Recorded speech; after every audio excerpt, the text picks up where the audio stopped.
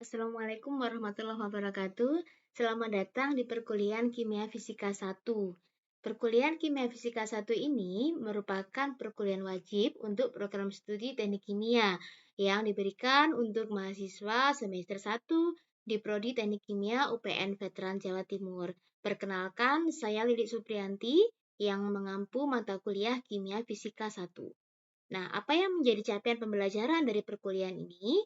Kita perlu tahu apa yang menjadi capaian pembelajaran lulusan yang diharapkan dari perkuliahan KF1. Diharapkan mahasiswa mampu berkomunikasi secara ilmiah terkait ide, permasalahan, dan solusi dengan efektif melalui lisan dan tulisan pada komunitas terkait di lingkungan lokal, nasional, sampai internasional.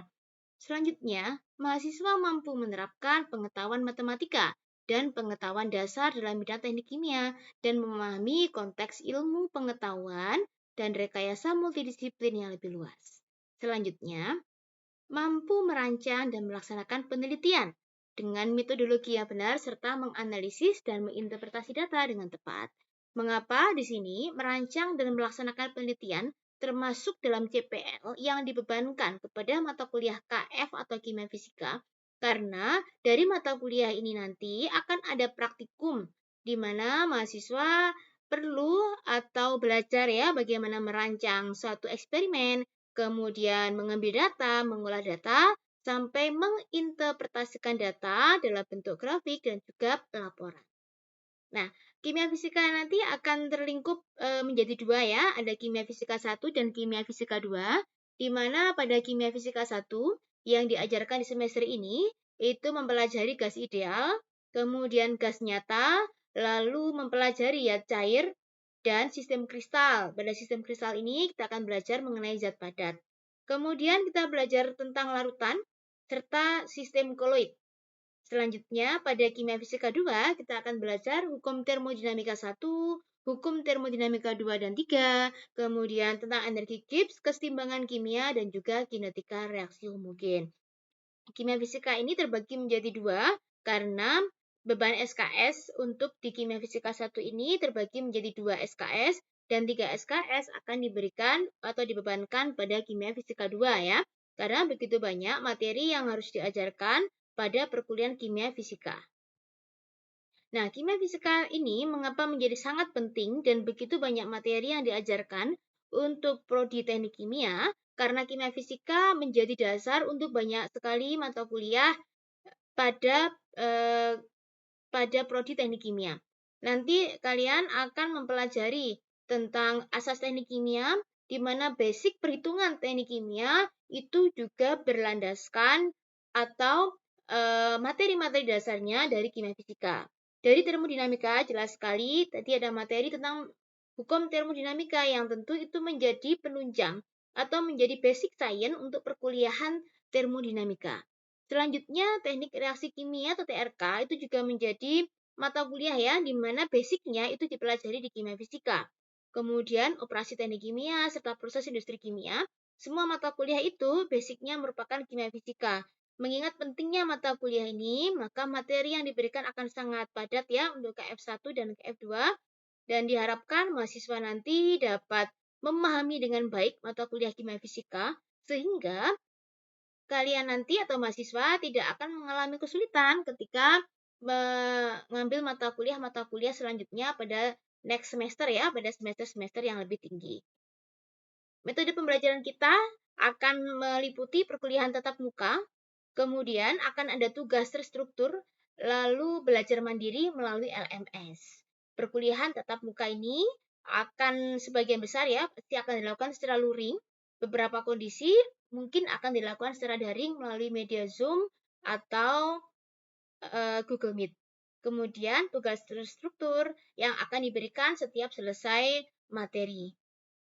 Kita akan menggunakan e-learning atau platform LMS yang kampus untuk beberapa materi akan kita upload di sana. Kemudian tugas-tugas juga akan dilakukan ya, dikumpulkan melalui LMS. Penilaian perkuliahan kita meliputi nanti akan ada tugas terstruktur ya, di mana bobotnya adalah 20%. Kemudian akan ada asesmen berupa kuis, itu 20%. Lalu kita ada evaluasi tengah semester dan akhir semester yang masing-masing bobotnya 30%. Oke, demikian dari metode pembelajaran dan juga kriteria penilaian.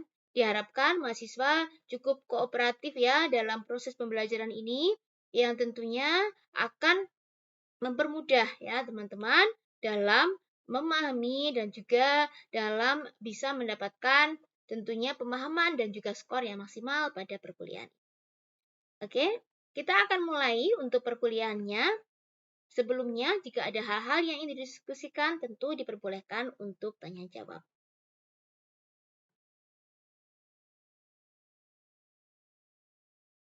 Hari ini kita akan melanjutkan materi larutan non-elektrolit. Setelah sebelumnya kita mempelajari bagaimana sifat-sifat dari gas, ada gas ideal, kemudian gas nyata, yang kemudian dilanjutkan dengan materi zat cair. Kita mempelajari fenomena-fenomena yang terjadi pada zat cair, kemudian kita mempelajari zat padat, termasuk sistem kristal atau susunan kristal-kristal dari zat padat, dan juga fenomena-fenomenanya. Maka selanjutnya kita mempelajari larutan.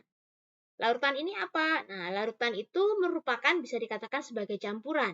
Nah, di sini apabila ada zat-zat yang tidak saling bereaksi dicampur, maka akan ada tipe campuran, yaitu ada campuran kasar, dispersi koloid, dan juga larutan homogen.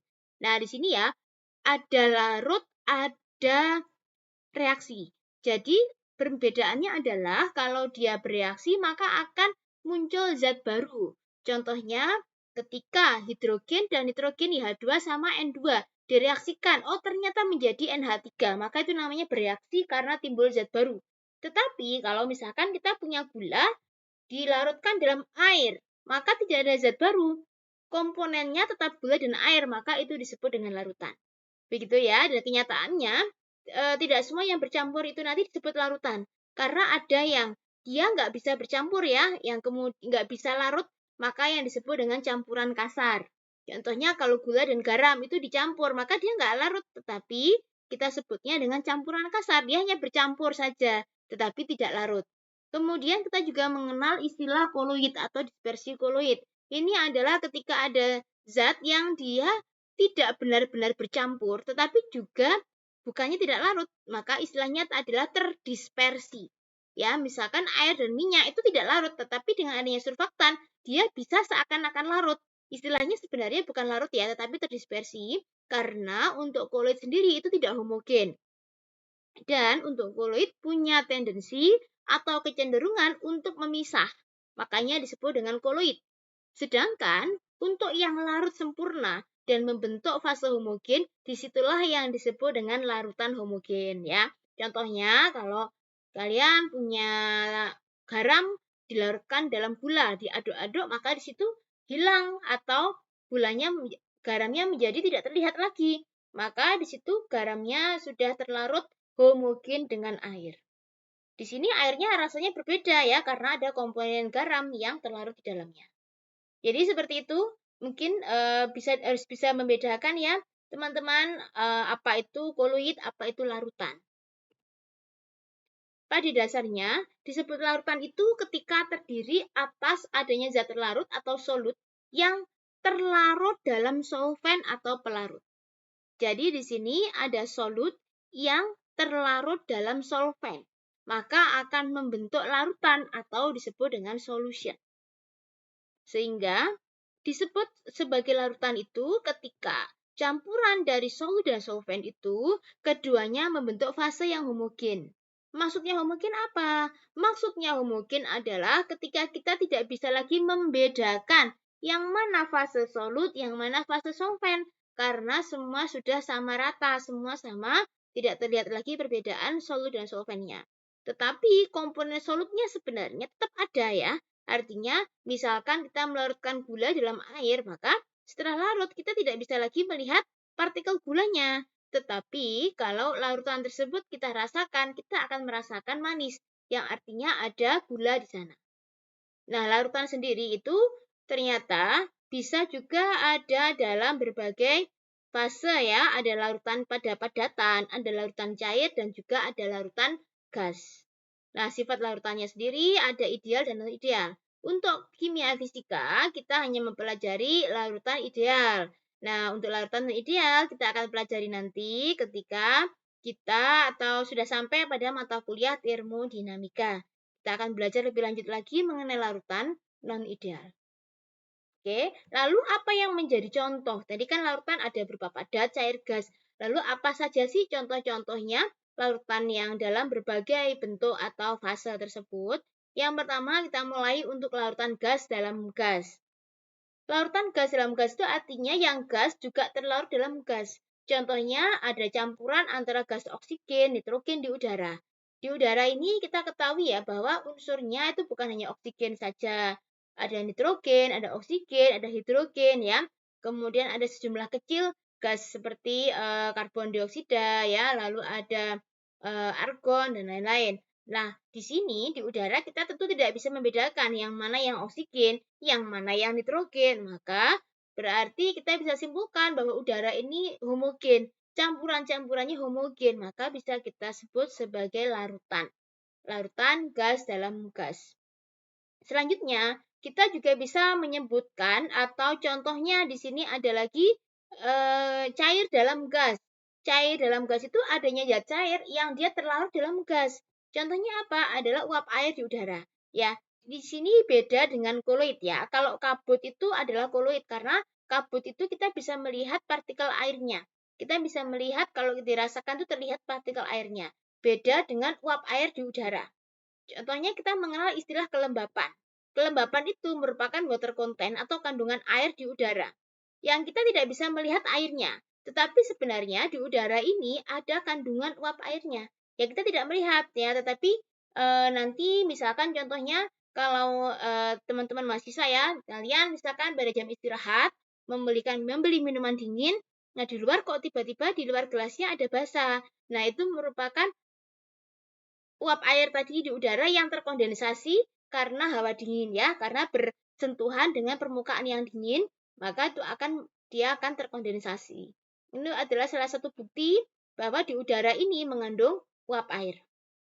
Nah, selanjutnya ada juga campuran atau larutan padatan dalam gas. Misalkan keberadaan iodin ya, I2 di udara, ini merupakan contoh padatan dalam gas. Kemudian kita juga kalau tadi ya ada cair dalam gas, ini juga gas dalam cair. Bedanya apa? Kalau gas dalam cair tuh ada sejumlah kecil dari gas yang dia terlarut dalam zat cair. Contohnya misalkan di air itu ada istilah oksigen terlarut. Kemudian pada minuman-minuman bersoda itu dilarutkan gas CO2 ya, sehingga ketika memberikan sensasi atau efek bergelembung itu merupakan karena adanya gas CO2 yang dilarutkan dalam minuman tersebut ya. Karena gas tadi ketika di air atau di zat cair larut maka disebut dengan larutan, gas dalam cairan. Nah, di sini kita juga akan mengenal ya, nanti Bang banyak sekali kita temui ada cairan dalam cairan atau cair dalam cair. Contohnya ada alkohol dalam air ya, pasti ya. Misalkan untuk antiseptik kita menggunakan alkohol 70%. Nah, di situ kita tidak bisa membedakan ya mana alkohol, mana airnya karena semua sudah homogen menjadi larutan alkohol. Alkohol 70% misalkan, atau alkohol misalkan 30%. Itu adalah contoh cairan dalam cairan. Tentu ada yang lain lagi ya, misalkan asam asetat dalam air ya, kita campurkan asam asetat, maka di situ cairan terlarut dalam cairan. Selanjutnya di sini kita juga ada nih padat dalam cair. Yang artinya apa? Kalau kita solutnya atau zat terlarutnya padatan yang dilarutkan dalam zat cair, misalkan air. Contohnya gula, garam ya yang dilarutkan dalam air itu merupakan contoh padatan dalam cairan. Nah, selanjutnya ada contohnya lagi, gas dalam padatan. Ternyata nanti ada gas yang juga bisa larut dalam padatan. Contohnya nitrogen dalam palladium. Nah, ini ada yang unik ya, ada cair dalam padatan, di mana ini ada raksa ya, yang kemudian dia terlarut ya, terlarut misalkan dalam AU. Lalu ada padat dalam padatan, di mana Ag atau perak ya, yang terlarut dalam timbal. Nah, bagaimana proses pelarutan padatan? Nanti kita akan belajar ya, nanti kita akan mempelajari masalah bagaimana padatan itu terlarut dalam padatan dan bagaimana proses pembuatannya. Bagaimana sih melarutkan padatan itu? Mereka bisa larutnya tuh kapan sih? Ya. Nah, kita ketahui bahwa saat ini ya kita banyak sekali bahan material-material itu yang bukan hanya dari satu jenis, tetapi merupakan sudah kombinasi atau campuran atau alloy ya. Istilahnya adalah alloy padatan, campuran dari padatan. Bagaimana prosesnya nanti kita akan pelajari. Oke, mudah-mudahan ini akan menjadi materi yang sangat menarik ya di kimia fisika ini, karena kita akan banyak sekali berhubungan atau berinteraksi dengan fenomena-fenomena yang ternyata sangat erat kaitannya dengan kimia fisika. Oh, ternyata nanti kita bisa mendapatkan aplikasi dari kimia fisika ini ya, ternyata banyak sekali. Sehingga banyak hal-hal, misalkan nanti yang dapat kita kembangkan dari mata kuliah ini. Ternyata ada campuran ini, ada padatan yang bisa larut dalam padatan, yang akan bisa kita kembangkan untuk ke depannya, begitu. Nah, kemudian karena kita bicara larutan, maka kita harus tahu berapa jumlah dari zat terlarutnya pada larutan, atau berapa komposisi dari campuran-campuran pada suatu larutan. Maka kita perlu belajar tentang yang disebut konsentrasi. Apakah itu konsentrasi? Jadi konsentrasi itu menunjukkan jumlah atau bagian atau zat. Bagaimana berapa sih banyaknya suatu zat itu dalam suatu campuran. Itu merupakan konsentrasi. Tentu nanti akan berbeda sifatnya. Misalkan teman-teman ketika kita melarutkan gula sebanyak 1 gram dalam misalkan 100 ml dan gula misalkan 5 gram dalam 100 ml, tentu larutannya akan berbeda. Sehingga perlu dipahami. Kita perlu nanti menghitung bagaimana konsentrasi larutan, karena sifat-sifat dari larutan tersebut itu juga dipengaruhi oleh berapa banyaknya dari jumlah atau konsentrasi dari larutan tersebut. Nah, dalam menyebutkan konsentrasi, di sini kita bisa menggunakan faksi berat, bisa menggunakan basis volume, dan juga bisa menggunakan yang disebut dengan bagian.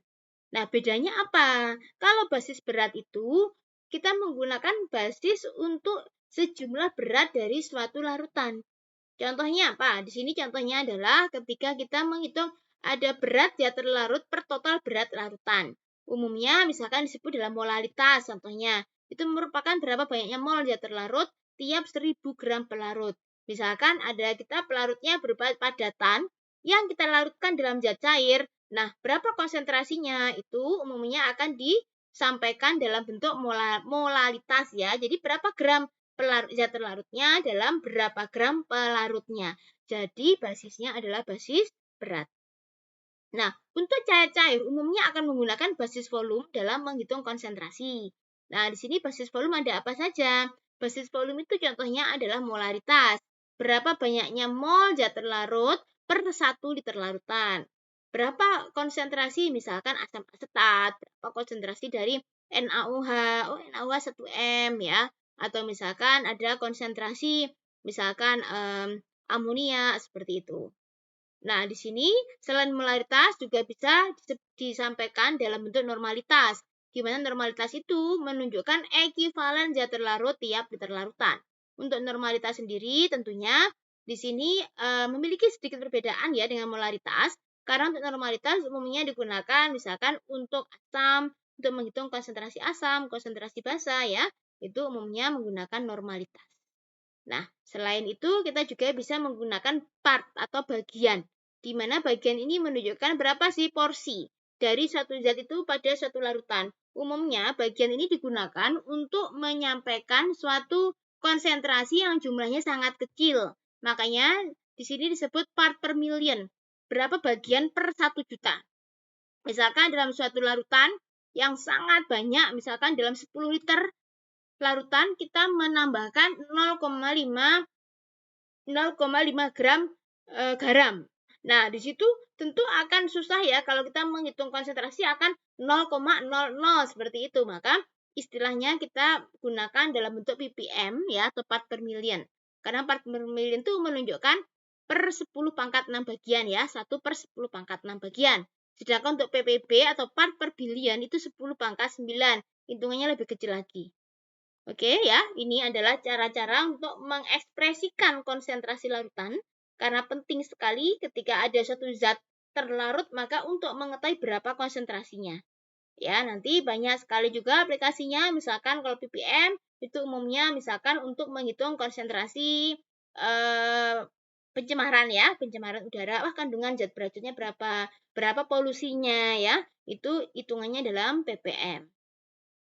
Oke, demikian untuk konsentrasi. Nah, karena kita bicara larutan, maka kita perlu tahu bagaimana prosesnya. Bagaimana proses suatu zat terlarut itu bisa larut. Nah, ternyata ada hal-hal ya yang dapat mempengaruhi proses pelarutan.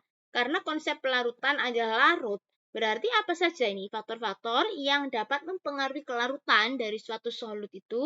Yang pertama adalah pastinya adalah nature-nya atau sifat alami dari zat terlarut tersebut. Jadi ada zat yang memang sudah asalnya bisa larut, ada yang sudah dari asalnya tidak bisa larut. Contohnya gula. Gula itu memang secara natural dia bisa larut dalam air. Maka kalau kita memasukkan gula dalam air, maka kalau kita aduk, maka gula itu akan larut. Tetapi di sini ada juga yang dari asalnya tidak bisa larut, contohnya minyak. Minyak dalam air secara natural dia memang tidak bisa larut. Sehingga kalau kita tambahkan minyak dalam air, kita aduk-aduk, maka kita akan melihat ada fase yang berbeda seperti ini. Misalkan, oh ternyata ada gelembung-gelembung minyak yang terangkat atau tidak bisa larut homogen. Karena memang pada dasarnya minyak secara alami itu tidak bisa larut.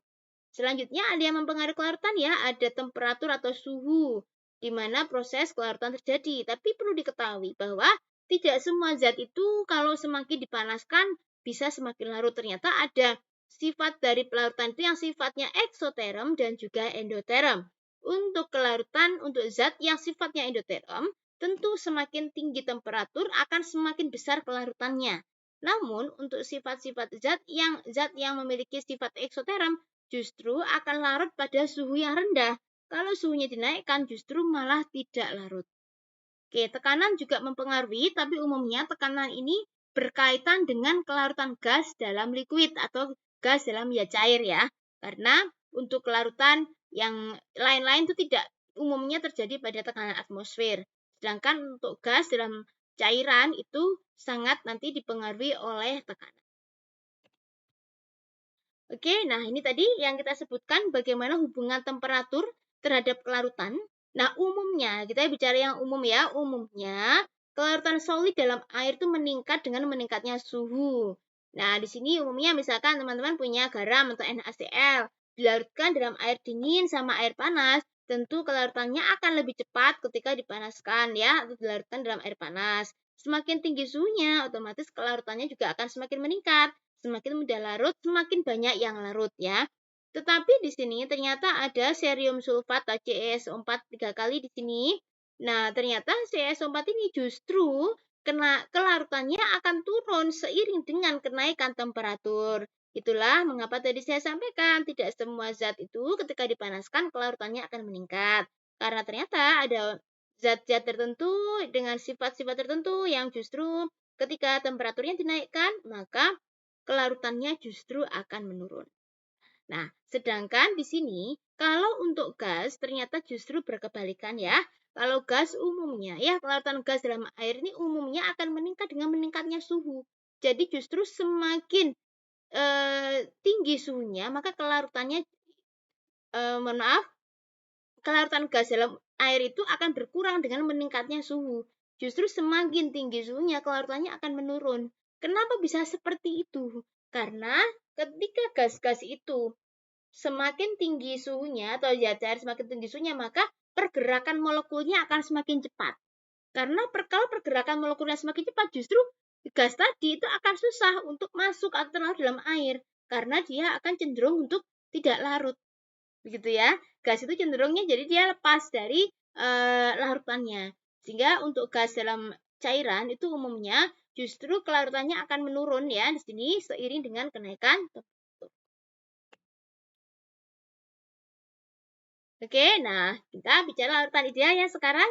Larutan ideal karena nanti ada non ideal, maka kita harus bahas dulu apa ideal apa non ideal. Walaupun untuk non ideal tentu akan kita pelajari nanti pada matkul mata kuliah termodinamika ya. Di sini nanti kita akan sekilas saja membahas larutan non ideal.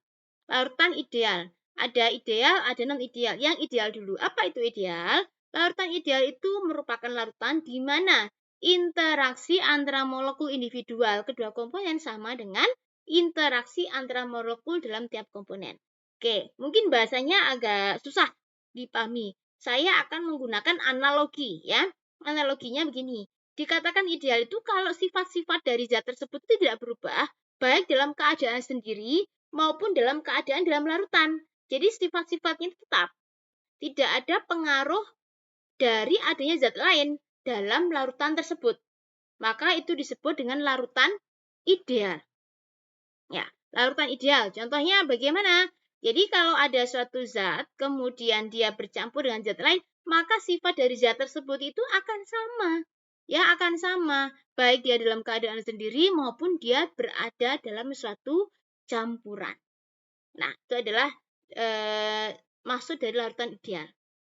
Oke, nah di sini ada contohnya ya, yang larutan ideal itu ada heksan dan heptana, benzena dan metilbenzena, kemudian propanol dan juga propan 2-ol ya. Di sini ada dua hukum yang nanti berkaitan erat dengan hukum gas ideal, yaitu ada hukum Raoult dan hukum Henry.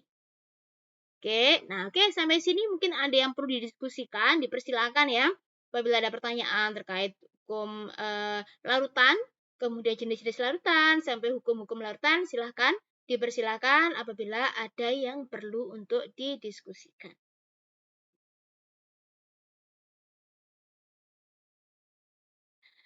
Oke, baik. Kalau tidak ada pertanyaan ya, kita akan melanjutkan, yaitu ada hukum Raoult. Nah, untuk hukum Raoult ini, lebih detailnya akan kita sampaikan ya pada pertemuan selanjutnya. Oke, materi akan saya share di LMS, di e-learning. Mohon berkenan untuk mendownload ya dan juga mempelajari terlebih dahulu agar pada pertemuan mendatang kita akan lebih mudah ya untuk berdiskusi ya. Ada hukum Raoult, kemudian nanti kita juga akan membahas bagaimana konsep hukum Raoult dalam kaitannya dengan titik didih campuran dari dua zat yang saling larut ya. Materi ini dapat kalian unduh di e-learning, kemudian bisa dipelajari.